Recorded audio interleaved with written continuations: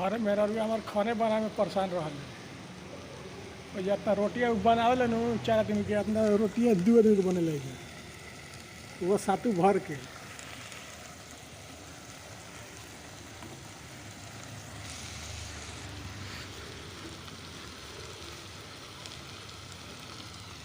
चार आदमी के खाने बनाए में घरे परेशान रहते हैं।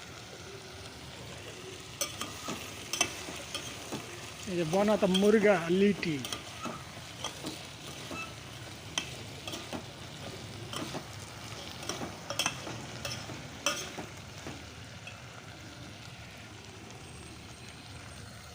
खैबू मुर्गा लिट्टी कहलू कि बाहर में कामे नहीं थे एक बार तनी छुट्टी बा संडे के कल से खानो बनावे के हता ना देख लो कल से खानो बनावे के बा कामो करे के बा।